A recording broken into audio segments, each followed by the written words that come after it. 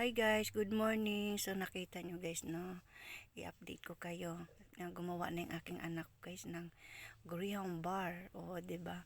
Unang ginawa niya po 'yan guys, minix niya muna yung pina-chiller niya yung cream. 'Di ba po kailangan ilagay mo taga sa ref para pag minix mo, ganyan ang texture niya habang tumatagal.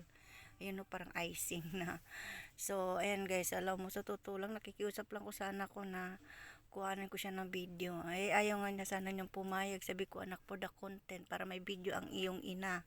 Buti lang pumayag, pero kung kailan na siya nag-umpisa talaga, halos kalahati na ako nakapag-video dito sa kanya.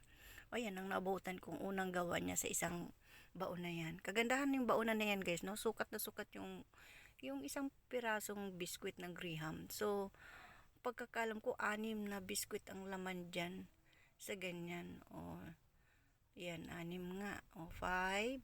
Binilang ko pa. So, pagkatapos nyo, nilagay na niya yung, minix niya yung cream at saka may condense. Yan, ninahalo-halo niya or tawag nito, pinaplat din sa biskwit. Pero alam nyo guys, mayroong ano din yan. May toppings pa yan. So, nilagyan niya. Yung pagkakalam ko yan, cookies and cream atang nilagay niya dyan guys eh. Ayaw ipakita sa akin. Tinatawag lang niya ako guys pag magpa-video siya. Di ba? Pagkadamot. So, ayan, buti lang pumayag para may content lang inyong ina.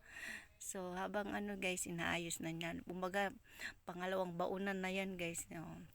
Wala nang laman yung sa bowl na yan, yung pinag-anuhan niya ng cream tsaka condense. So ayan guys, ayan, inaayos-ayos na niya para pag nailagay yan sa ref, pag halimbawa kung mag-cut na siya, hindi siya mahirapan. Pero alam nyo, yung mga kalat din sa gilid-gilid ng baunan, talagang nilagyan, pinunasan pala niya ng tissue. So ayan na guys, alam nyo, nung siyang nag-cut na ng hindi niya ako ginising guys. So yun guys, nung kinat na niya yan, Diyos ko, nakatulog kasi ako guys, hindi niya ako ginising. Nagulat na lang ako nung tumingin ako sa ref. Ayan na guys, so binalot na pala niya.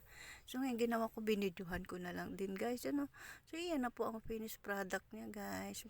Oh, diba? Ang sarap. Yan guys. Yeah. Thank you for watching guys. Please po, pa-comment, pa-like, and pa-share din po.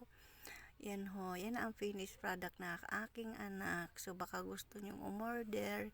Thank you for watching guys. Bye-bye po.